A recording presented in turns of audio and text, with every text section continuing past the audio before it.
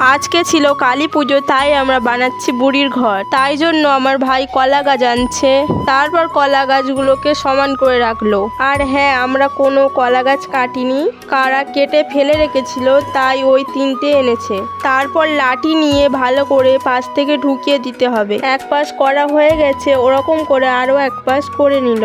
তারপর ভেলাটাকে জলে নামিয়ে নিল, কেননা আমরা পুকুরে বুড়ির ঘরটা পোড়াবো।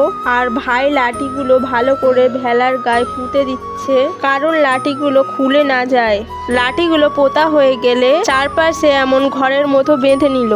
তখন ভাই বলল লাঠি লাগবে, তাই আমি আর পিউ লাঠি আনতে যাচ্ছি।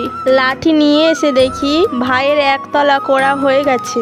তখন পিউ বলছিল সবাইকে শুভ দীপাবলি, তারপর উপরেও এমন করে বেঁধে নিল। তো এখন আমাদের 2তলা বুড়ির ঘর হয়ে গেছে। তো তারপর সন্ধ্যাবেলা ওর ওপর খড়, শুকনো কলা পাতা দিয়ে ভালোভাবে সাজিয়ে নিয়ে জ্বালিয়ে দিলাম। আর হ্যাঁ, তোমরা কারা কারা এমন বুড়ির ঘর করে জ্বালিয়েছো কমেন্টে বলো।